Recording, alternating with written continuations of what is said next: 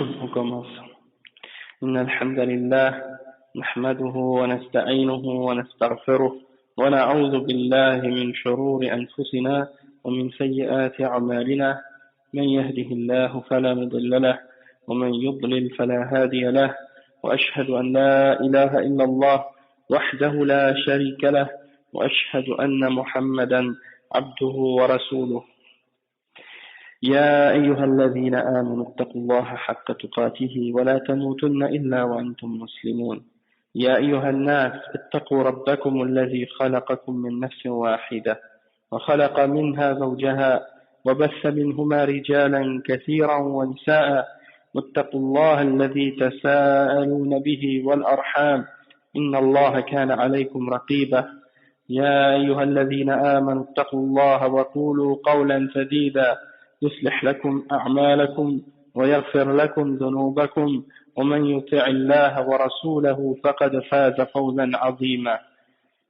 أما بعد فإن خير الكلام كلام الله وخير الهدي هدي محمد صلى الله عليه وسلم وإن شر الأمور محدثاتها وكل محدثة بدعة وكل بدعة ضلالة وكل ضلالة في النار أما بعد. Donc, on continue dans l'explication du Cheikh Abdul Aziz Ibn Baz au sujet du livre Al-Usul al-Thalatha. Et on est au cours 5. Maintenant, on commence le cours numéro 5. Le Cheikh il dit Mathalul Islam wal Iman wal Ihsan. Il parle des catégories d'adoration que Allah a ordonnées. Il dit وأنواع العبادة التي أمر الله بها مثل الإسلام والإيمان والإحسان ومنه الدعاء والخوف والرجاء والتوكل والرغبة والرهبة والخشوع والخشية والإنابة والاستعانة والاستعاذة والاستغاثة والذبح والنذر وغير ذلك من أنواع العبادة التي أمر الله بها كلها لله التي أمر الله بها كلها لله تعالى. Donc le cheikh il dit que parmi toutes les catégories d'adoration que Allah subhanahu wa ta'ala nous a ordonné de faire, comme par exemple l'islam, la foi, l'iman, l'ihsan, la perfection de la foi et la bonté, al-du'a, c'est l'invocation, al-khawf, la crainte, al-raja, l'espoir, al-tawakkul, de mettre confiance en Allah subhanahu wa ta'ala, al-raghba, c'est-à-dire d'avoir l'amour pour Allah subhanahu wa ta'ala, al-rahba, c'est-à-dire la crainte en Allah subhanahu wa ta'ala, al-khushu', la concentration et l'humilité, al-khashya, c'est le fait de craindre Allah subhanahu wa ta'ala avec connaissance. Al-inaba, c'est-à-dire de se repentir et de retourner repentant à Allah subhanahu wa ta'ala. Al-isti'ana, de chercher l'aide d'Allah subhanahu wa ta'ala. Al-isti'aza, de chercher le refuge en Allah subhanahu wa ta'ala. Et al-istighatha, d'appeler au secours Allah subhanahu wa ta'ala quand on a des problèmes. Al-dhabh, de sacrifier un animal pour Allah subhanahu wa ta'ala. Ou al-nadr, de faire des vœux pour Allah subhanahu wa ta'ala. Et toutes les autres formes d'adoration qu'Allah nous a ordonnées, elles doivent toutes être faites uniquement pour Allah subhanahu wa ta'ala.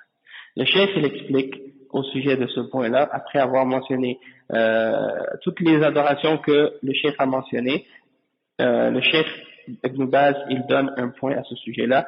Il dit فَكُلُّ هَذِهِ الْعِبَادَاتِ يَجِبُ إخلاصها لله ومن صرف منها شيئا لغير الله من صنم أو شجر أو حجر أو قبر فهو مشرك بالله. Le cheikh il dit que toutes ces adorations-là que le cheikh a mentionnées, c'est obligatoire d'avoir la sincérité et la pureté dans notre adoration. Quand on adore Allah subhanahu wa ta'ala, il faut voir toutes ces formes d'adoration-là uniquement pour Allah subhanahu wa ta'ala et les faire purement et sincèrement pour Allah subhanahu wa ta'ala. Et quiconque détourne ou offre une de ces formes d'adoration-là à autre que à Allah subhanahu wa ta'ala, que ce soit une idole ou un arbre ou une pierre ou une tombe ou autre parmi les êtres créés par Allah subhanahu wa ta'ala, alors il est mushrik. C'est-à-dire il a associé avec Allah subhanahu wa ta'ala. Et puis avant la salat, il y avait un frère qui m'avait posé la question à ce sujet-là. Il m'avait demandé par exemple, si par exemple une personne a commis le shirk, il a associé avec Allah subhanahu wa ta'ala après avoir cru en l'islam, puis il a quitté l'islam en faisant le shirk. Maintenant l'obligation pour lui c'est quoi? C'est de se repentir à Allah subhanahu wa ta'ala et de revenir à l'islam. D'accord? De revenir à l'islam. C'est ça ce qui est obligatoire pour lui. Parce que le shirk, c'est, si quelqu'un meurt sur le shirk, Allah subhanahu wa ta'ala ne pardonnera pas ce péché-là. Tandis que si quelqu'un meurt sur un péché autre que le shirk, c'est-à-dire il est sur le tawhid, mais quand il meurt, il est en train de commettre un autre péché que le shirk, comme par exemple zina ou l'alcool ou d'autres péchés comme ça, s'il meurt sur ces péchés-là, Allah subhanahu wa ta'ala, il peut décider de lui faire miséricorde et de le pardonner, hein, pour d'autres actions qu'il a faites, qui ont effacé ce péché-là, ou bien pour d'autres raisons, ou bien également Allah subhanahu wa ta'ala peut choisir de le punir par sa justice et de le mettre en enfer pendant un certain nombre de temps, hein, et par la suite il sort de l'enfer et il rentre au paradis, parce que seulement les mouchriquines vont demeurer éternellement en enfer. Tous les autres qui n'ont pas commis de shirk, même s'ils rentrent en enfer un certain temps, ils ne vont pas rester éternellement en enfer. Ils vont rester un certain temps, puis ils vont sortir par la suite, aller au paradis avec les croyants, parce que ils n'ont pas commis le shirk. Donc, maintenant, si une personne qui est musulmane commet le shirk et sort de l'islam, Allah subhanahu wa ta'ala, il annule ses actions. Allah subhanahu wa ta'ala, il dit dans le Coran, وَلَوْ أَشْرَكُوا لَحَبِطَ عَنْهُمْ مَا كَانُوا يَعْمَلُونَ. S'ils avaient fait le shirk, Allah subhanahu wa ta'ala aurait rendu vaines toutes les actions qu'ils ont faites. Et donc, ça veut dire que le shirk annule les actions d'une personne. Maintenant, si quelqu'un a quitté l'islam et est devenu un mushrik, a fait le shirk, et il a réalisé par la suite que ce qu'il fait c'est shirk, et qu'il demande pardon à Allah subhanahu wa ta'ala, et qu'il revient à l'islam, qu'est-ce qui arrive avec ces actions? Est-ce que ces actions qu'il avait fait avant, elles lui reviennent, ou bien il les perd complètement, les bonnes actions qu'il avait faites? Et à ce sujet-là, le Cheikh Saleh Al-Fawzan, il a répondu à ça dans Nawaqid al-Islam, dans une question qu'on lui a posée. Il a répondu à ce sujet-là que il y a des savants qui disent que celui qui a fait le shirk après avoir été musulman, ces bonnes actions qu'il avait faites, elles sont annulées, puis quand il revient à l'islam, il recommence à zéro. Il y a d'autres savants toutefois qui ont dit que quand il revient à l'islam après avoir fait le shirk, eh ben ces actions qu'il avait faites, les bonnes actions qu'il avait faites auparavant, elles reviennent. Hein? Il y a une divergence d'opinion là-dessus. Est-ce qu'il aura la récompense pour ces bonnes actions qu'il avait fait avant de faire le shirk? Et certains ulama, comme je dis, ils disent que oui, il aura quand même la récompense. Toutefois, il doit refaire, comme par exemple s'il avait fait le hajj, il doit le refaire. Il y a des trucs de ce genre. Wallahu a'lam. Donc ça c'est à ce sujet-là. Maintenant, pour revenir à où est-ce qu'on est rendu dans le livre, le Cheikh Mohammed ibn Abdul Wahhab, il dit maintenant, il donne les preuves pour chaque forme d'adoration qu'il a mentionnée. Il les cite une après l'autre, et puis il donne les preuves dans le Coran et dans la Sunna au sujet de ces adorations-là. Donc il dit والدليل قوله تعالى وأن المساجد لله فلا تدعوا مع الله أحدا من صرف منها شيئا لغير الله فهو مشرك كافر والدليل قوله تعالى ومن يدع مع الله إلها آخر لا برهان له به فإنما حسابه عند ربه إنه لا يفلح الكافرون وفي الحديث الدعاء مخ العبادة نعم donc le cheikh on va aller jusqu'au bout, il dit ensuite والدليل قوله تعالى وقال ربكم ادعوني أستجب لكم إن الذين يستكبرون عن عبادتي سيدخلون جهنم داخرين. Donc l'explication de ce passage là dans le livre de Al-Usul al-Thalatha, c'est que le cheikh il dit que la preuve de ça, la preuve que celui qui offre une de ces formes d'adoration là à autre qu'Allah subhanahu wa ta'ala, il est un mushrik, c'est le verset 18 dans Surat al-Jinn. Hein, et les mosquées appartiennent à Allah subhanahu wa ta'ala, alors n'invoquez personne avec Allah subhanahu wa ta'ala. Et donc, quiconque offre une forme une de ces adorations-là pour autre que Allah subhanahu wa ta'ala, il est un mushrik et un kafir. Et la preuve de ça, c'est le verset 117 dans Surat al-Mu'minun. Et quiconque invoque avec Allah subhanahu wa ta'ala une autre divinité, au sujet de laquelle il n'y a aucune preuve, alors c'est Allah subhanahu wa ta'ala qui va le juger, son jugement incombe à Allah subhanahu wa ta'ala, et il ne donne pas le succès aux kafiroun, il ne donne pas le succès aux non-croyants, aux mécréants. Et à ce sujet-là, le cheikh donne un commentaire. Il dit qawluhu, à propos de ce verset-là, wa qawluhu ta'ala ومن يدع مع الله إلها آخر لا برهان له به فإنما حسابه عند ربه إنه لا يفلح الكافرون ولغيرها من الآيات السابقات وهذا دليل على ما تقدم. Donc le cheikh il dit que ce verset-là c'est une preuve à ce sujet-là, et de même que les autres versets qu'on a mentionnés auparavant sont aussi des preuves à ce sujet-là. Donc c'est juste pour dire que ça c'est une preuve parmi d'autres. وفي الحديث الدعاء مخ العبادة, et le prophète sallallahu alayhi wa sallam il lui a attribué une parole dans laquelle on dit qu'il a dit et le dua c'est le cœur ou c'est le centre de l'adoration, et en fait ce hadith-là il est daïf. Toutefois le hadith qui est authentique c'est ad-du'a huwa al-ibada, l'adoration c'est le dua, c'est pour dire que c'est ça le plus important, c'est ça le centre, le cœur de l'adoration.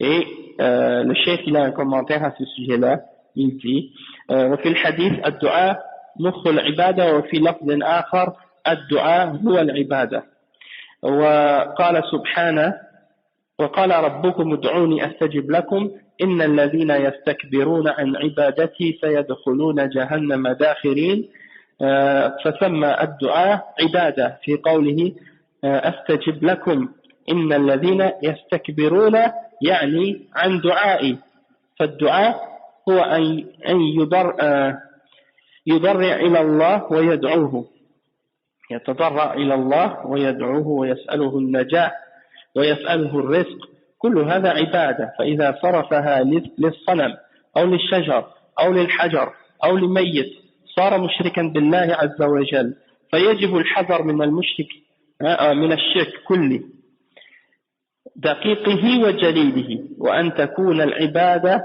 لله وحده.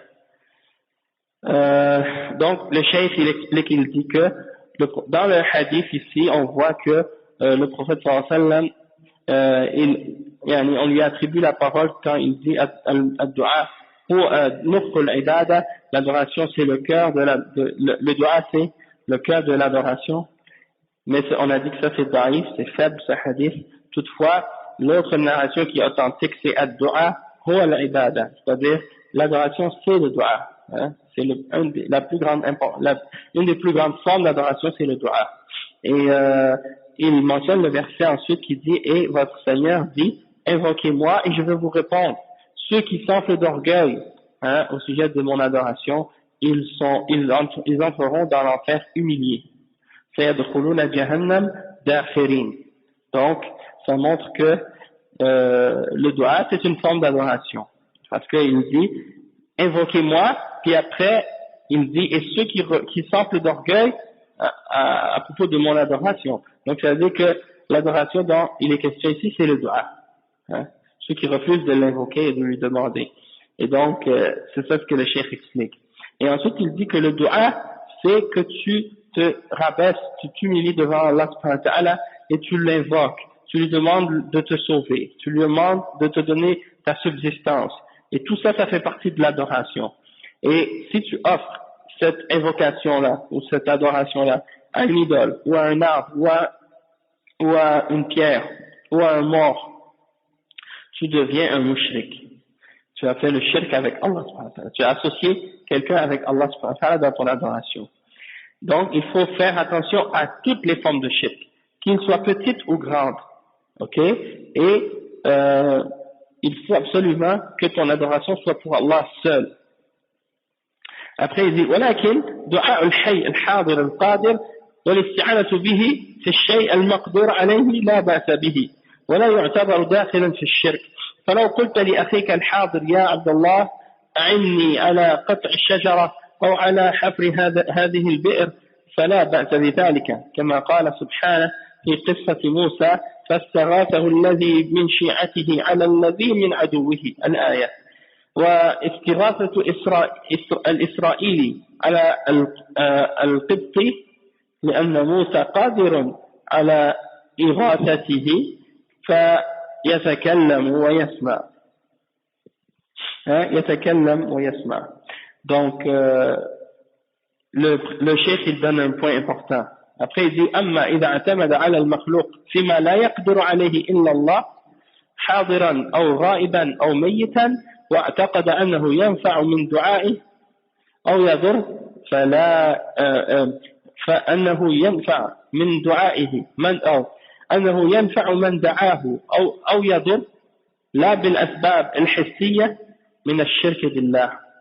Donc le cheikh explique un point important ici et c'est une réfutation des gens qui essaient d'appeler les musulmans au shirk et de dire que dans l'islam c'est permis de faire du shirk. Et ça c'est une shubha que vous entendez souvent de la part des ahbash et des soufiyas pour essayer de justifier le shirk qu'ils font. Et ils disent par exemple que non, le dua c'est pas une adoration. Les ahbash ils disent ça, le dua c'est pas une adoration.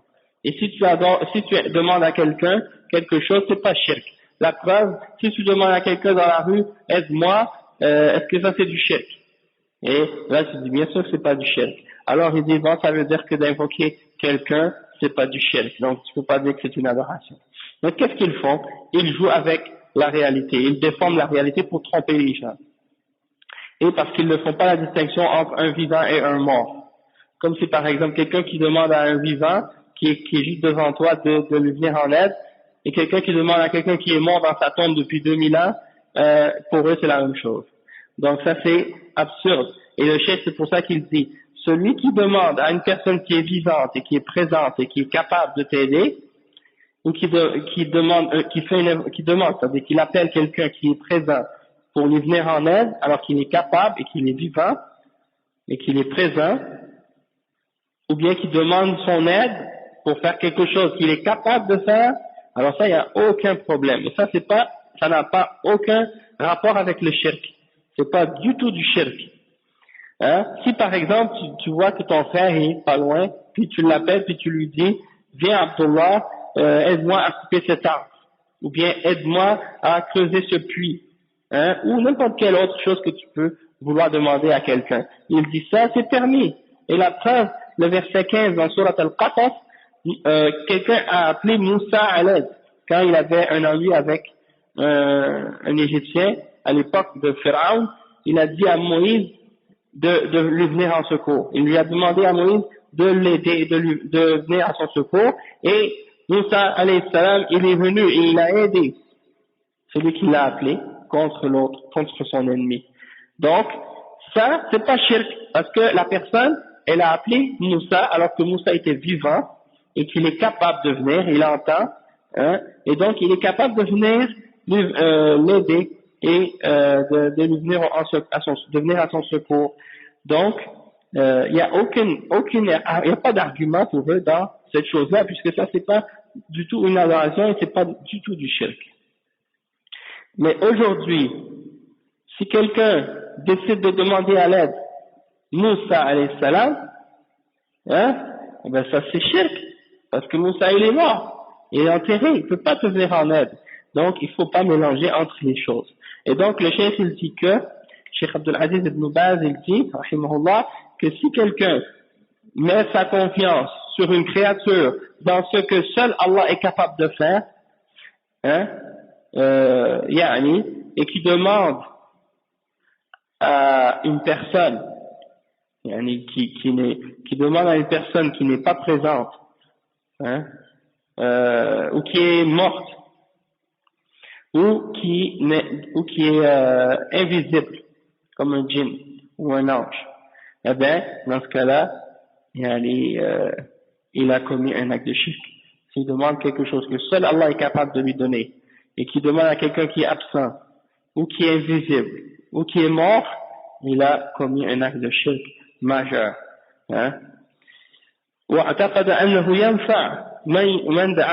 croit que celui qui invoque ces personnages-là ou ces choses-là peuvent lui venir en aide ou lui causer un tort, et que ça n'a pas rapport sans que ce soit relié aux causes matérielles. C'est-à-dire quand tu appelles quelqu'un pour venir t'aider, ça c'est des causes matérielles. C'est-à-dire quelqu'un qui t'as besoin de mettre quelque chose de lourd dans ta voiture. hein, puis tu peux pas le soulever toute seule. Tu appelles ton ami qui est de l'autre côté de la rue, tu lui dis, viens m'aider à mettre ça dans ma voiture. Ça, c'est une cause matérielle, hein, c'est quelque chose de lourd, et tu as besoin de quelqu'un qui est physiquement capable de soulever cette chose-là avec toi. Ça, c'est matériel, ça a rapport avec une cause et un effet. Mais quand c'est quelque chose d'invisible ou quelque chose que seul Allah peut donner, par exemple, tu demandes à quelqu'un de te faire entrer au paradis, par exemple. Tu dis à quelqu'un, même s'il est vivant, fais-moi rentrer au paradis, ou bien pardonne mes péchés. Ça, tu peux pas demander à quelqu'un quelque chose comme ça. C'est seulement Allah qui peut pardonner les péchés. C'est seulement Allah qui peut te faire entrer au paradis. Et donc, tu n'as pas le droit de demander de ces choses-là à autre que Allah. Si tu demandes à autre que Allah, dans ce cas-là, c'est shirk. Donc, c'est pour ça qu'il me dit ça, le cheikh, pour faire la distinction entre celui qui demande à quelqu'un qui est vivant et qui est présent et qui est capable, et celui qui demande à quelqu'un qui est absent, qui est invisible ou qui est mort. Il y a une différence entre les deux, et c'est la ligne qui trace entre qu'est-ce qui est shirk et qu'est-ce qui n'est pas shirk. Après le cheikh, il dit, وقال تعالى عنهم أنهم قالوا هؤلاء شفعاؤنا عند الله فيظنون أنهم يستطيعون بعبادتهم إياهم أن يشفعوا لهم عند الله في حصول مطالبهم أو أنهم يقربونهم إلى الله زلفى. وقال تعالى سبحانه وتعالى كما قال الله سبحانه وتعالى عنهم في الآية الأخرى ما نعبدهم إلا ليقربونا إلى الله زلفى وهذا من جهلهم وضلالهم بالشافع والمشفوع إليه. Le cheikh il dit, il y en a des gens, ok, qui croient que en adorant ces créatures-là, ben ils peuvent avoir une intercession de leur part auprès d'Allah subhanahu wa ta'ala. Comme par exemple, ils vont se rapprocher d'un wali ou d'un saint ou d'un homme pieux ou d'une tombe, et ils pensent qu'en faisant ça, eh ben, ça va faciliter l'intercession pour eux auprès d'Allah subhanahu wa ta'ala, et qu'ils vont pouvoir donc recevoir en retour ce qu'ils demandent, hein, de la part d'Allah subhanahu wa ta'ala, parce que eux, soi-disant, ils sont plus près d'Allah que nous. Donc, ils demandent à ces êtres-là pour se rapprocher d'Allah subhanahu wa ta'ala. Et le cheikh, il dit que ça, c'est qu'est-ce qu'Allah a mentionné dans le verset 3 dans Surat Al-Zumar à propos des mushrikines d'avant. Hein? Premièrement, il disait Haoula shufa'auna indallah. Il disait ceux-là sont nos intermédiaires auprès d'Allah. Et il disait on les adore uniquement pour qu'ils nous rapprochent plus d'Allah. Donc, ils savaient que c'était pas ces choses-là qui les avaient créées.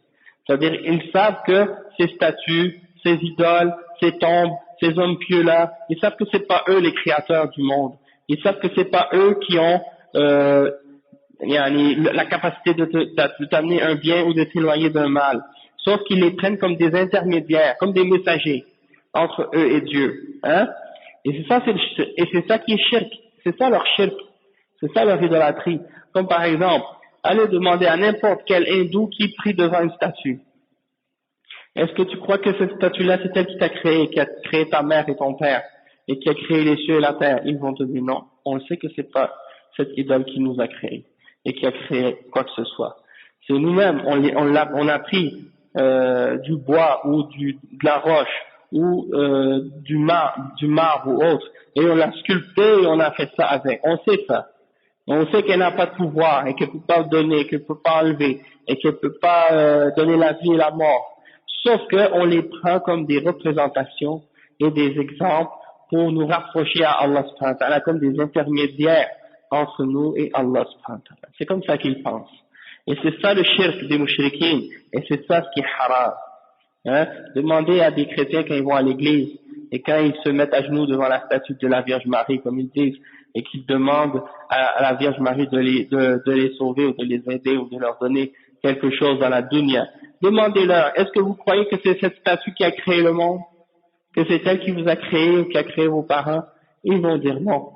Demandez-leur, est-ce que c'est elle qui est la maître de l'univers? Ils vont dire non. Alors tu leur dis, mais pourquoi dans ce cas-là vous faites ça? Hein? C'est parce qu'ils croient qu'elle peut les aider à se rapprocher à Allah subhanahu wa ta'ala. Ou bien que par ses prières, ils peuvent avoir la miséricorde d'Allah subhanahu wa ta'ala. Et c'est ça le shirk. C'est ça ce qu'Allah a interdit de faire. ni Jésus, ni Marie, ni Joseph, ni aucun prophète d'Allah, que ce soit Moussa ou Isa ou Ibrahim ou Moussa ou Nuh, n'importe quel autre messager parmi les messagers, aucun d'entre eux n'a jamais permis de faire ça. Il n'a jamais demandé aux gens de faire ça et n'a jamais pratiqué ces choses-là. Donc ça c'est l'ignorance de ces gens-là et leur égarement. Et ça, c'est ça le shirk en fait. Et le cheikh il dit que c'est quand ils font ces actes-là, quand ils cherchent l'intercession de ces êtres-là, c'est à cause de deux raisons. C'est parce qu'ils sont ignorants de l'état réel de ces êtres auxquels ils demandent et qu'ils sont ignorants de celui de qui ils cherchent l'intercession. C'est-à-dire qu'ils sont ignorants de ces êtres-là, comme par exemple les statues ou les idoles ou les êtres qu'ils prennent comme intercesseurs, et ils sont ignorants de la personne auprès de qui ils cherchent à se rapprocher, c'est-à-dire d'Allah subhanahu wa ta'ala. Parce que Allah subhanahu wa ta'ala n'a pas besoin d'intermédiaire pour venir en aide à ses serviteurs, ou pour connaître ses serviteurs. Allah subhanahu wa ta'ala, il nous connaît déjà. Il n'a pas besoin de quelqu'un pour nous rapprocher à lui, comme les êtres humains qui ont besoin des personnes pour nous présenter à eux, et pour connaître nos besoins. Allah n'a pas besoin de ça. Donc, il n'est pas comparable, on ne peut pas comparer une créature à Allah subhanahu wa ta'ala dans ces choses-là. De la même façon qu'ils ignorent l'état réel de ces êtres-là à qui ils demandent, parce que même ces êtres-là ne peuvent même pas se faire du bien pour eux-mêmes, ils ne peuvent même pas repousser un mal d'eux-mêmes, hein? Ils sont en train d'attendre leur châtiment dans leur tombe, donc comment tu peux, ou bien leur récompense dans leur tombe selon l'état de la personne, et donc comment vous pourriez essayer de chercher d'eux quelque chose pour qu'ils intercèdent auprès d'Allah subhanahu wa ta'ala. Et comme le cheikh il va l'expliquer, il dit Allah subhanahu wa ta'ala lahu الشفاعة جميعا وهو الذي يتصرف في عباده كيف يشاء فلا يأذن بالشفاعة إلا في من رضي عمله في من يرضى الله عمله في من يرضى الله عمله ولا يشفع أحد عنده إلا بعد إذنه كما قال تعالى من ذا الذي يشفع عنده إلا بإذنه وقال تعالى ولا يشفعون إلا لمن يرتضى. Le cheikh explique maintenant, il dit que Allah subhanahu wa ta'ala, c'est à lui qu'appartient l'intercession tout entière. C'est lui qui est le maître de l'intercession, c'est lui qui décide l'intercession pour qui elle va être faite et quand est-ce qu'elle peut être faite. C'est Allah qui décide tout ça. Ok? Et il dit c'est lui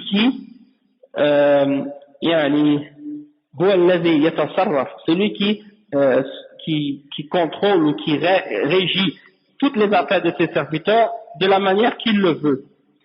Donc, Allah subhanahu wa ta'ala ne va pas donner la permission pour l'intercession excepté à la personne qu'il a agréée ou de la personne de qui il a agréé les actions. D'accord? Donc si Allah subhanahu wa ta'ala n'a pas agréé l'action de quelqu'un, il ne va pas permettre qu'on intercède en sa faveur. C'est pas comme dans la dunya, les êtres humains, quand un intercède pour un autre. Quelqu'un peut intercéder pour n'importe qui. Et la personne peut accepter, la personne, elle accepte qu'on intercède pour qu'on vienne intercéder chez lui pour quelqu'un, peu importe l'état de cette personne, puis par la suite, il refuse ou il accepte. Allah, c'est pas comme ça. Allah, subhanahu wa ta'ala, il n'accepte pas l'intercession qui est faite pour une personne dont il n'a pas agréé l'action. Tu vois? Donc, si c'est un mushrik, Allah n'accepte pas son intercession. Et il dit, وَلَا يَشْفَعُ أَحَدٌ عِنْدَهُ إِلَّا بَعْدَ إِذْنِهِ. Personne ne peut intercéder chez lui, excepté après sa permission. Et il mentionne deux versets là-dessus. Le verset 255 dans Al-Baqarah, c'est Ayatul Kursi, qui peut intercéder auprès de lui, excepté avec sa permission. Et le verset 28 dans Surat Al-Anbiya, dans lequel Allah subhanahu wa ta'ala, il dit, le sens de ce verset, c'est et ils ne peuvent pas intercéder pour quelqu'un, excepté pour celui que Allah a agréé. Illa liman irtada, excepté pour celui dont Allah est satisfait. فالشفاعة لا تكون إلا بإذنه للشافع ورضاه عن المشفوع فيه وهو سبحانه لا يرضى بالشفاعة إلا لأهل التوحيد. Le cheikh dit que la shafa'a, l'intercession, elle ne peut être faite que par sa permission pour la personne qui intercède. C'est-à-dire, il faut que Allah donne la permission à quelqu'un pour lui permettre d'intercéder en premier, et il faut qu'il ait été satisfait de la personne pour qui cette personne-là intercède, et Allah subhanahu wa ta'ala n'agrée pas l'intercession excepté pour les gens du tawhid. Allah accepte uniquement l'intercession des gens qui sont sur le tawhid. Si quelqu'un est sur le shirk ou le kufr, Allah n'acceptera jamais qu'on intercède en sa faveur. كما صح عنه صلى الله عليه وسلم أنه قال لما سأله أبو هريرة قائلا من أسعد الناس بشفاعتك يا رسول الله قال من قال لا إله إلا الله خالصا من قلبه أخرجه البخاري في صحيحه. Donc le cheikh il dit que ça a été rapporté authentiquement de la part du prophète sallallahu alayhi wa sallam. Lorsque Abu Huraira radiyallahu anhu a posé la question au prophète sallallahu alayhi wa sallam, qui sera la personne la plus heureuse de ton intercession au messager d'Allah? Eh bien le prophète sallallahu alayhi wa sallam a répondu, celui qui a dit la ilaha illallah en pleine sincérité, avec toute la sincérité dans son cœur. Il a dit uniquement par sincérité de son cœur. Donc ça c'est rapporté par Al-Bukhari dans son Sahih. Donc on continue. Le cheikh il dit ولا تكون الشفاعة إلا لمن رضي قوله وعمله من أهل التوحيد والإيمان. Il dit que l'intercession va uniquement être pour la personne que Allah a agréé et dont il a agréé les paroles et les actions, et qu'il est parmi les gens du tawhid et de la foi. D'accord. Maintenant, le cheikh il mentionne, Cheikh Mohammed ibn Abdul Wahhab, dans Al-Usul al-Thalatha, il mentionne une autre adoration. Après le dua, il mentionne Al-Khawf, la crainte. Il dit دليل الخوف ودليل الخوف قوله تعالى فلا تخافوهم وخافون إن كنتم مؤمنين. C'est-à-dire la crainte c'est une forme d'adoration, et la preuve que la crainte est une forme d'adoration, c'est le verset 175 dans sourate Al-Imran. Allah subhanahu wa ta'ala il dit, alors craignez, ne les craignez pas eux, mais craignez-moi si vous êtes musulmans, ou si vous êtes croyants. Ok? Et donc le cheikh Abdul Aziz ibn Baz rahimahullah, il explique maintenant cette adoration-là, qu'est-ce qu'elle est, et les conditions et les règles à ce sujet-là. Donc le cheikh il dit وَمِنْ ذَلِكَ الْخَوْفُ وَهُوَ أَقْسَامٌ ثَلَاثَةٌ. Il dit la crainte c'est une forme d'adoration et elle a trois catégories.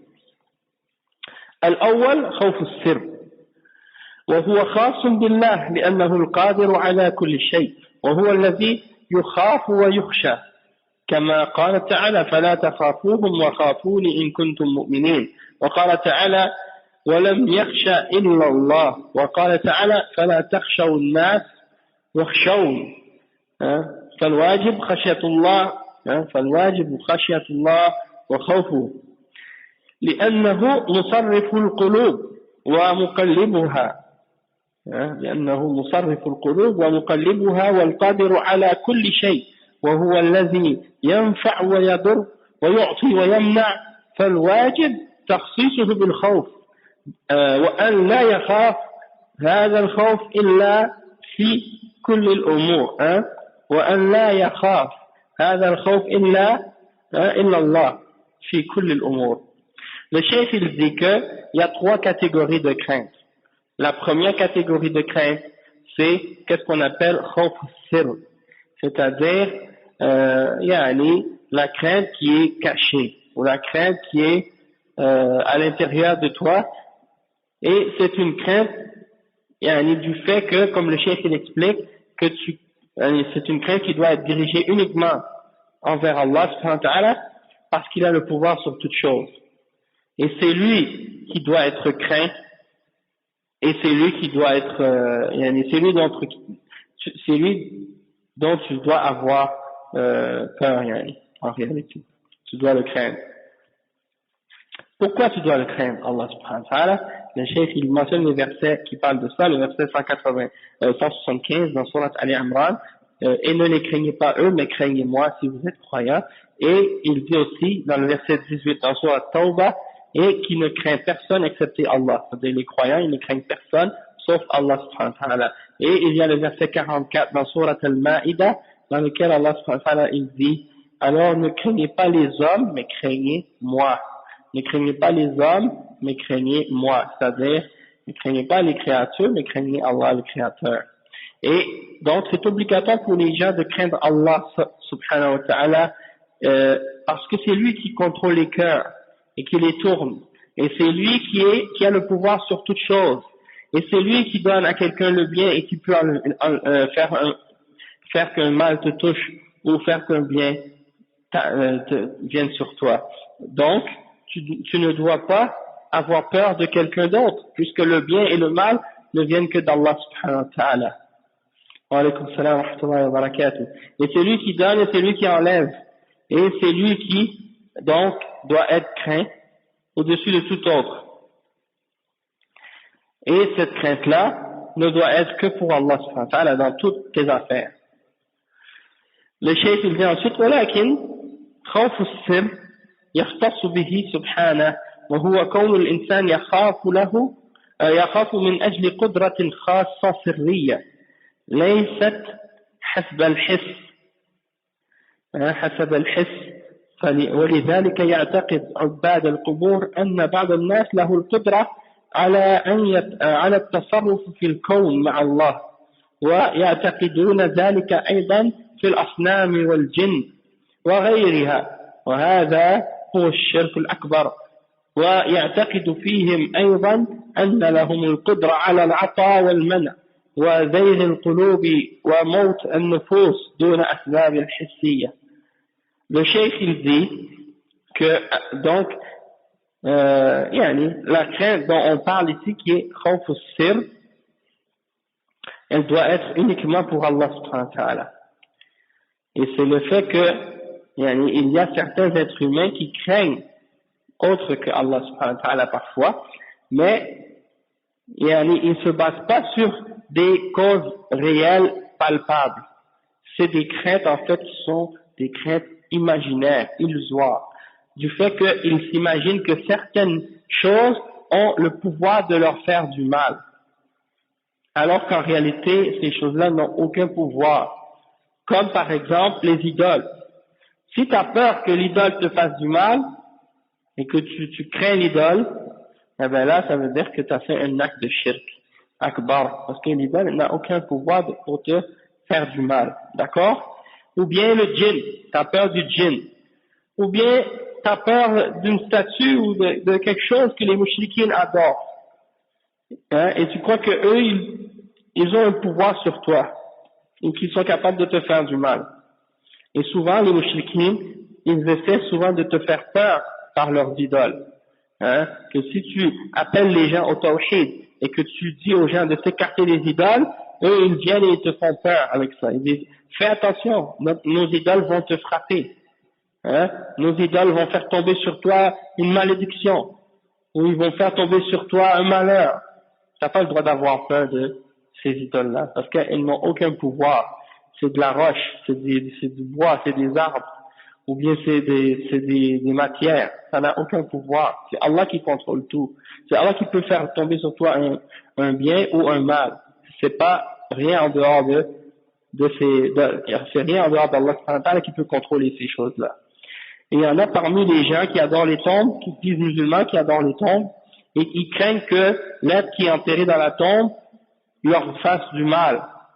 Ils disent par exemple, si tu les appelles au tawhid et tu dis aux gens cessez d'adorer les tombes et les hommes enterrés dans les tombes, ils vous répondent et ils disent faites attention parce que le wali il est dans la tombe, il t'entend et il va te frapper, il va faire tomber sur toi une malédiction ou des trucs comme ça. Et donc les gens ils ont peur, ils croient que vraiment l'être qui est enterré dans la terre il a un pouvoir de les frapper.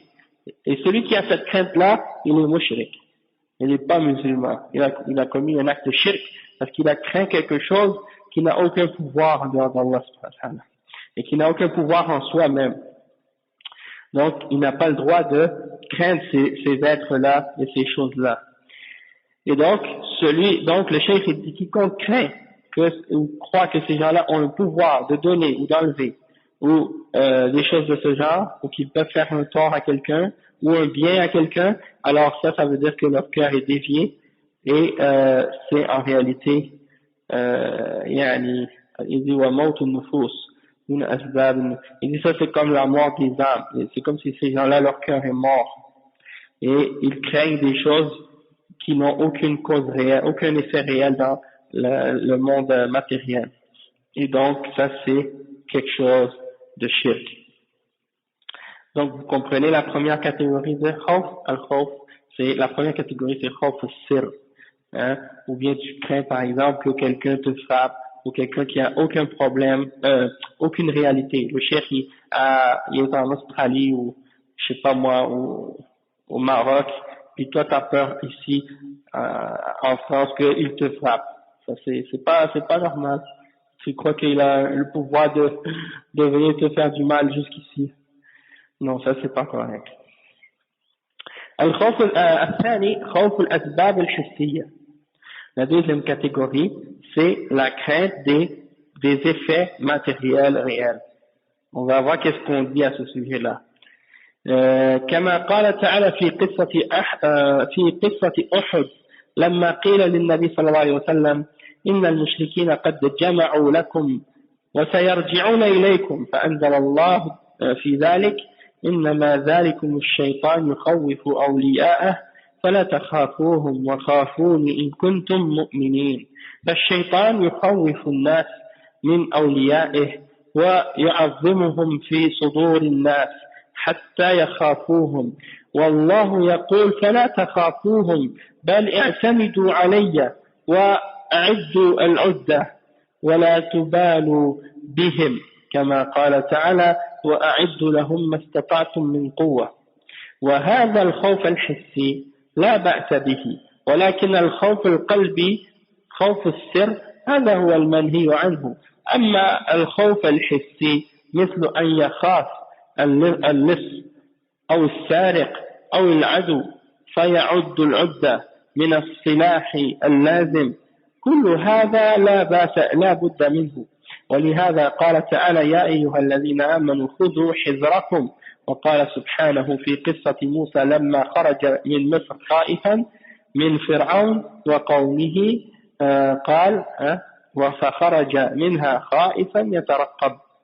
فإن هذا الخوف خوف حسي لا بأس به، ولكن لا يجوز خوف العدو خوفا يمنع من جهاده ونصر الحق، وإنما يحمله هذا الخوف على الإعداد للعدو وأخذ الحذر. Le cheikh explique ici que dans les choses naturelles et dans les choses matérielles, la crainte à ce sujet-là, c'est que c'est permis, c'est-à-dire c'est pas quelque chose qui est nécessairement shirk. Faut comprendre ici. C'est pas nécessairement quelque chose qui est shirk. Le cheikh il donne un exemple, il dit à la bataille de Uhud, il y a des gens qui sont venus voir le prophète sallallahu alayhi wa sallam et qui leur ont dit les mouchriquins sont réunis, rassemblés, et ils vont revenir pour vous combattre. Alors Allah subhanahu wa ta'ala a fait descendre le verset dans lequel il dit le verset 175 dans Surat Al-Imran, c'est uniquement le shaitan qui essaie de vous faire peur par ses alliés. Alors ne les craignez pas, mais craignez-moi si vous êtes croyants. Donc le cheikh il dit que le shaitan il essaie de faire peur aux gens. Il essaie de faire peur aux gens. Il essaie de faire peur aux gens par ses alliés. Faire peur. Il essaie de te faire peur au sujet de ses alliés. Te faire voir qu'ils sont forts, te faire voir qu'ils sont puissants, te faire voir que les alliés du shaitan ont un pouvoir, qu'ils sont capables de te faire du tort physiquement. Donc il veut que tu aies peur le shaitan veut que tu aies peur de ses alliés à lui, parmi les hommes. Les gens qui s'allient au shaitan et qui aident le shaitan, ces gens-là, le shaitan, il veut que tu aies peur d'eux, pour que tu cesses d'appeler à la vérité, pour que tu cesses de pratiquer la vérité. Hein? C'est comme ici, tu vois, parfois les kuffars, ici, ils vont dire, par exemple, qu'ils veulent faire peur aux musulmans. Donc il y a des musulmans qui viennent, par exemple, des fois, et ils disent aux musulmans, faites attention, faites pas ça, parce que vous allez avoir des problèmes, le gouvernement va vous faire ci, le gouvernement va vous faire ça. Et là, tu vois, il y a quelqu'un qui a peur et il s'empêche de faire la da'wah. Et il s'empêche d'appeler les gens à l'islam parce qu'il a peur de qu'est-ce qui peut arriver par les kuffars. Ça, c'est pas permis d'avoir ce genre de crainte-là et d'avoir peur du shaitan et de ses alliés. Hein? Ça, c'est pas permis. Et au contraire, le cheikh il dit dans des cas comme ça, il faut pas les craindre, mais il faut se préparer et s'endurcir, être plus fort. Comme Allah il dit dans le verset 60, et préparez votre force. Hein, qu'est-ce que vous êtes capable de force? Et il dit également après à ce sujet-là, il dit la crainte des choses matérielles, il n'y a pas de problème là-dedans. C'est pas shirk. Qu'est-ce qui est shirk? C'est d'avoir la crainte du cœur, de croire que des choses immatérielles peuvent avoir un effet sur toi et peuvent te faire du mal. Mais la crainte des choses matérielles et réelles, ça, comme t'as peur d'un voleur, t'as peur d'un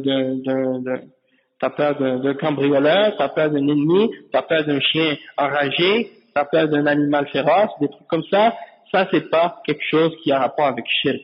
Ça c'est pas quelque chose qui te fait sortir de l'islam ou qui nuit à ta foi. Ça c'est quelque chose de naturel. Et ça demande quoi? Ça demande que tu te prépares ou que tu fasses en sorte que tu sois capable de repousser cette personne qui veut te faire du mal, ou de repousser cette personne ou cette chose ou cet animal qui veut t'attaquer. Comme par exemple, s'il y a un chien qui te court après, qui veut te mordre, après, tu vas sauter sur une voiture, ou bien tu vas sauter monter quelque part élevé pour te protéger, ou bien tu vas le frapper avec un bâton, ou bien tu vas lui lancer une pierre, hein, tu vas pas rester comme ça à attendre qu'il te saute dessus. Donc c'est la même chose. Tu dois pas avoir peur puis rester comme ça. Tu dois prendre les moyens nécessaires pour te protéger. Comme il mentionne le verset 71 dans Surat An-Nisa, dans lequel Allah dit: oh vous les croyants, prenez vos gardes, hein, soyez sur vos gardes et prenez vos précautions. Et il mentionne l'exemple de Moussa alayhi salam, lorsqu'il avait aidé, lorsqu'il avait appelé à l'aide, eh ben il a frappé l'autre homme puis il l'a tué. Donc il est parti de l'Égypte et il avait peur quand il est parti, et quand il s'en allait, il surveillait partout. Hein, il avait peur de se faire attraper. Donc il s'est enfui de l'Égypte pour aller ailleurs parce qu'il avait peur. Et donc ça veut pas dire que le fait que Moïse avait peur, ça prouve que il n'était pas dans le shirk, yani, et que c'est pas quelque chose qui annule nécessairement la foi du fait que quelqu'un a peur. Sauf que tu dois prendre les précautions. Et donc, il n'y a pas de problème pour ça. Et il dit, toutefois, si tu as peur d'un ennemi, il ne faut pas que ça t'empêche de lutter contre lui et de donner la victoire à la vérité. Il ne faut pas que ça t'amène à abandonner, à baisser les bras, puis de te cacher, hein, ou de dire non, je vais pas l'affronter. Non. Il faut que tu te prépares pour ton ennemi et que tu prennes des précautions. D'accord? Et il y a la troisième catégorie de crainte que le cheikh mentionne, et c'est la crainte naturelle qui fait partie de la nature humaine. C'est quelque chose qui est jibilli, comme on disait tout à l'heure, jibilli. Jubila alayhi. Jubila alayhi, c'est ça que ça veut dire. Jibilli, ça veut dire jubila alayhi. Il a été créé comme ça par Allah subhanahu wa ta'ala. Le cheikh dit: الثالث الخوف الطبيعي الذي جبع عليه الإنسان وهذا لا حرج فيه مثل خوف الإنسان الحية والعقرب والسباع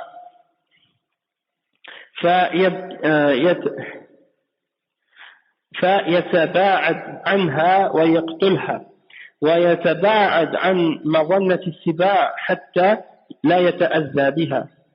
وهذا أمر لا بد منه، والله جبل الناس على الخوف مما يؤذي حتى يتحرز منه، ويخاف البرد ويلبس الثياب الغليظة، ويخاف الجوع فيأكل، ويخاف العطش فيشرب. هذه أمور طبيعية لا بأس بها. Ça, c'est une crainte qui est normale, naturelle, qui n'a rien à voir avec la religion. Hein? C'est comme par exemple quand tu as peur d'un serpent ou d'un... Comment ça s'appelle? Parce que l'autre exemple que j'ai donné tout à l'heure, la deuxième exemple de crainte, c'est la crainte des choses matérielles.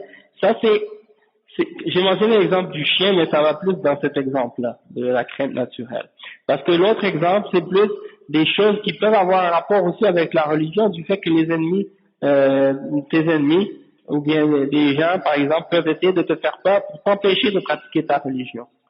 D'accord? Ça, tu ne dois pas te laisser intimider par les ennemis d'Allah à ce sujet-là. Mais la crainte naturelle, yani, ça c'est quelque chose qui est naturel. C'est-à-dire, c'est comme tu as peur d'un serpent ou d'un scorpion ou d'une tête féroce, des trucs comme ça. Ou d'un chien, comme j'ai dit tout à l'heure, qui peut te courir après. D'accord? Si c'est une crainte naturelle, ça, il n'y a aucun problème. Ça rentre pas avec quelque chose qui détruit ou qui nuit au tawhid ou à la foi. Qu'est-ce que tu dois faire avec cette crainte-là? Tu dois t'en éloigner de la cause, t'éloigner de la bête, ou la tuer, si c'est nécessaire. T'éloigner de l'endroit où il y a des bêtes féroces, ou de l'endroit où tu pourrais te faire piquer, ou blesser, ou mordre par ces bêtes-là. Et le cheikh, il dit ça, c'est naturel et c'est nécessaire. On a besoin de cette crainte-là. Parce que si on n'a pas cette crainte-là, eh ben on va tomber, on va peut-être même mourir. Hein? Parce qu'on a tous besoin de cette crainte-là pour rester en vie. Allah, il a mis ça en nous pour nous protéger en réalité. Hein? C'est comme par exemple, quand tu as peur du froid, tu vas te mettre des vêtements chauds. Quand tu as peur de la faim, tu vas te nourrir. Quand tu as peur de la soif, tu vas boire. Tout ça, c'est des choses naturelles. Et donc, il n'y a aucun problème là-dedans. Donc, on a dit, pour résumer, il y a 3 catégories de crainte. الخوف السر، خوف الأسباب الحسية، وخوف الطبيعي. الخوف الطبيعي. Ça, c'est les 3 catégories de crainte. Ok. Maintenant, une autre adoration que le cheikh Mohammed ibn Abdul Wahhab a mentionné, dalil al-raja, la preuve de l'espoir, que c'est une adoration. قوله تعالى فمن كان يرجو لقاء ربه فليعمل عملا صالحا ولا يشرك بعبادة ربه أحدا. La preuve de que l'espoir c'est une adoration, Allah subhanahu wa ta'ala il dit dans le Coran, et quiconque a l'espoir en la rencontre de son Seigneur alors qu'il fasse des bonnes œuvres et qu'il n'associe rien dans l'adoration de son Seigneur. Donc ça c'est une preuve que l'espoir c'est une adoration.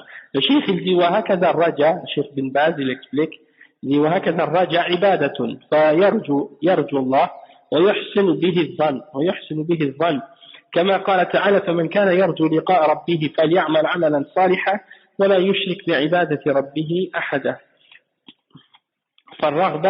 فالرغبة إليه ورجاء ما عنده عبادة له سبحانه.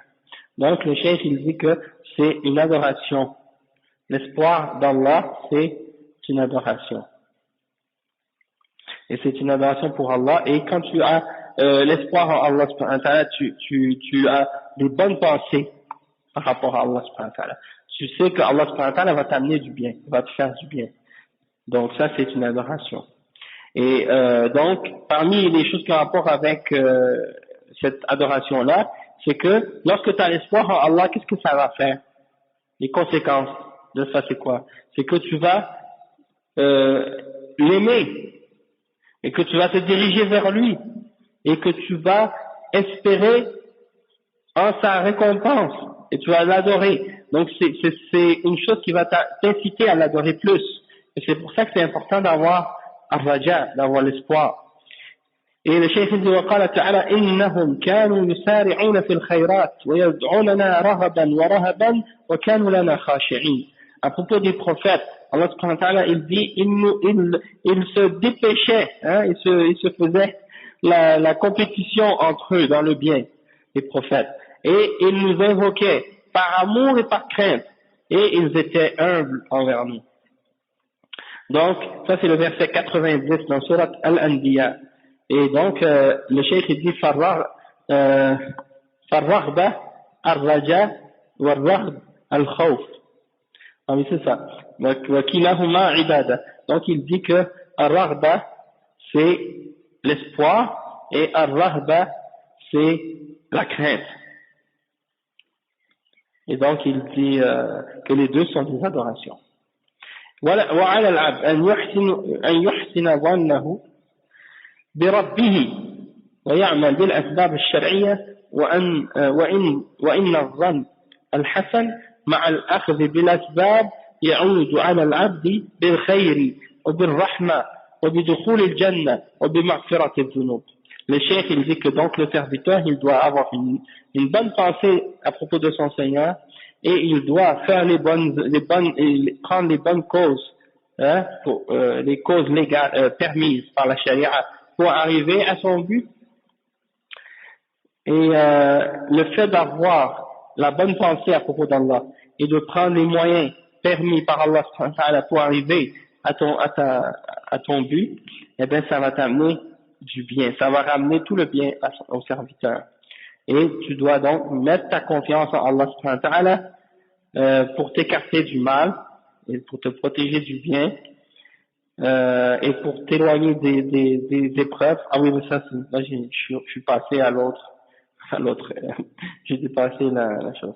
Donc le cheikh il dit donc tu dois mettre ta confiance en Allah, ton espoir en Allah et prendre les causes nécessaires pour que il y ait du bien qui vienne vers toi, hein, que ce soit par la miséricorde et pour entrer au paradis et pour avoir le pardon de tes péchés, il faut que tu aies espoir en Allah et en sa miséricorde, c'est nécessaire. Si tu n'as pas d'espoir en Allah, tu vas abandonner tout, hein, et ça c'est dangereux, parce que ceux qui perdent l'espoir en Allah subhanahu wa ta'ala, eh bien Allah il dit à leur sujet que ce ne sont pas des croyants. On va en parler parce que on va en parler peut-être dans un autre exemple d'adoration, ou bien non, c'est la seule. En tout cas, c'est un exemple. Mais il y a aussi d'autres personnes qui ont l'espoir en Allah, soi-disant, mais c'est pas vraiment de l'espoir. Ils appellent ça de l'espoir, mais c'est pas de l'espoir. Parce que, qu'est-ce qu'ils font? C'est qu'est-ce qu'on appelle, al-ghurur. Ils se sont trompés eux-mêmes. C'est-à-dire qu'ils persistent à faire le péché, et puis ils espèrent en la miséricorde d'Allah. Et ça, c'est pas de la vraie espoir. La vraie espoir, c'est quand tu fais les causes nécessaires et quand tu fais les efforts pour t'écarter des péchés et pour faire ce que Allah t'ordonne, là tu as l'espoir en la miséricorde d'Allah. Mais quelqu'un qui reste sur le haram et qui continue à faire le haram puis qui dit Allah va me pardonner, ou bien je vais faire tawbah, et qu'il recule toujours sa repentance à chaque fois, demain, à chaque fois il dit demain, et bien celui-là, il n'a pas vraiment l'espoir en la miséricorde d'Allah, parce que s'il avait l'espoir en la miséricorde d'Allah, il aurait abandonné les péchés qu'il fait, il se serait repenti à Allah. D'accord? Ensuite, le cheikh, il parle d'une autre adoration qui est at-tawakkul. Il dit, وَدَلِيلُ التَّوَكُّلِ قَوْلُهُ تَعَالَى وعلى الله فتوكلوا إن كنتم مؤمنين وقال ومن يتوكل على الله فهو حسبه. Donc ça c'est deux versets qui montrent que ça c'est une adoration.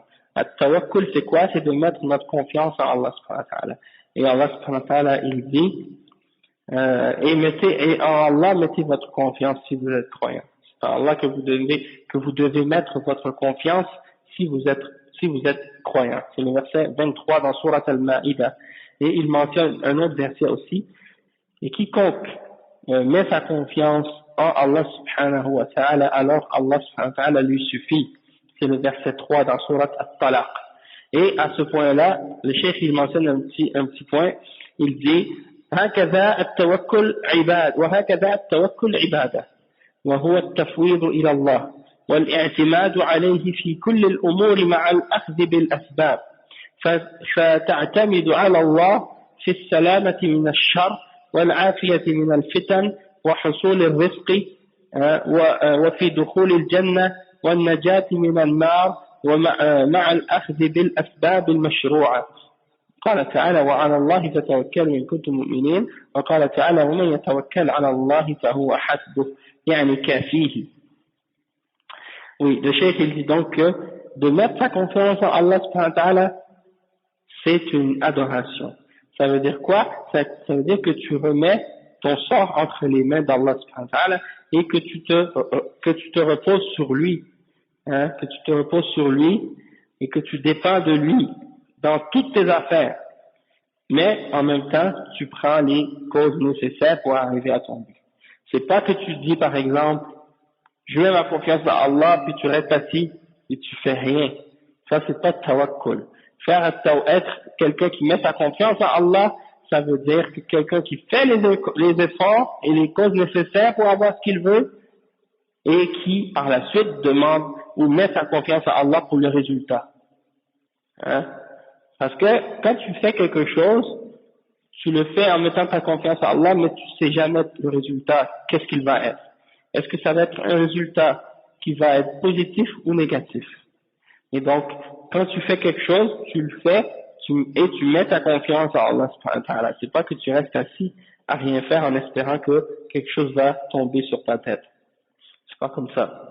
Donc, le cheikh il dit que tu dois mettre ta confiance en Allah subhanahu wa ta'ala pour être, disons, épargné du mal, ou pour être sauvé de la fitna, ou pour avoir une subsistance, ou pour entrer au paradis, ou pour être épargné de l'enfer. Donc, ça veut dire que tu vas faire tout ton possible pour le faire et pour arriver à ton but. Tu fais les causes nécessaires, mais tu mets ta confiance en Allah en disant, bon, si jamais ça marche, alhamdulillah, et si ça marche pas bien, je mets ma confiance en Allah subhanahu wa ta'ala, c'est lui qui va me donner le succès. Tu vois? Et donc, ça c'est un exemple. Et le cheikh il donne le verset 23 dans Surat al-Ma'idah, comme le cheikh l'a mentionné, et le verset 3 dans Surat al-Talaq, comme exemple de ça.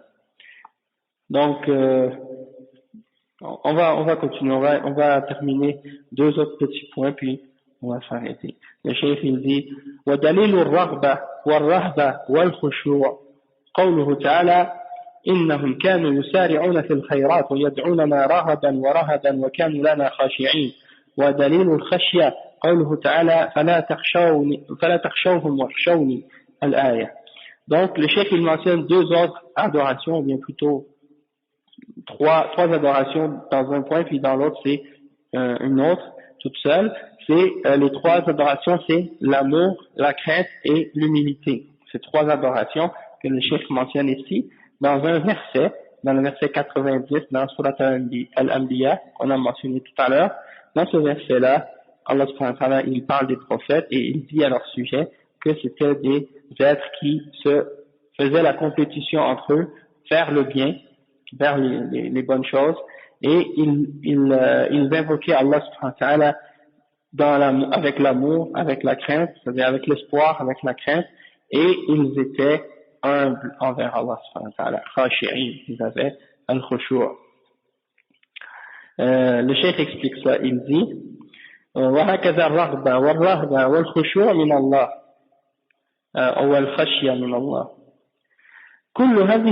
كل هذه عبادات. وقال تعالى عن الأنبياء والصالحين إنهم كانوا يسارعون في الخيرات ويدعوننا رغبا ورهبا وكانوا لنا خاشعين يعني خائفين يخشون الله ويخشون لعظمته أي يظلون.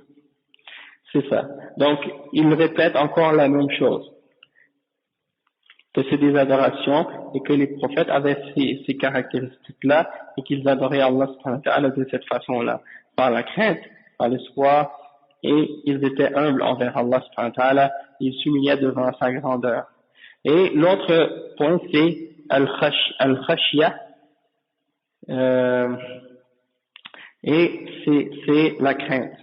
Et al-khashya, les ulama, parce que comme vous avez vu maintenant, on a mentionné trois exemples. Alors, on a mentionné al-khawf, on a mentionné al-rahba et on a mentionné al-khashya. Ces trois termes en arabe qui sont utilisés pour déterminer quelque chose qui a rapport avec la crainte. D'accord? Toutefois, elles ont toutes des petites nuances entre elles. Par exemple, al-khawf, c'est la peur, la crainte. Al-rahba, c'est une crainte, mais qui est reliée avec une action. Hein? Une action. Soit que tu t'éloignes de qu'est-ce qui est la cause de cette crainte-là. Comme par exemple, quand tu as peur, quand tu as al-rahba, tu t'éloignes de qu'est-ce qui peut t'amener vers l'enfer, des trucs de ce genre. Et al-khashya, c'est une crainte qui est accompagnée de savoir et de connaissance. Hein? Comme Allah dit, innama yakhsha Allah min ibadihi al-ulama. C'est uniquement les savants parmi ses serviteurs qui ont al-khashya, qui ont cette crainte. Donc c'est des nuances entre ces trois termes ou trois sortes de craintes, mais elles sont toutes des adorations. Et donc il mentionne le verset 150 dans Surat al-Baqarah à ce sujet-là, dans lequel Allah subhanahu wa ta'ala il dit et ne les craignez pas eux, mais craignez-moi.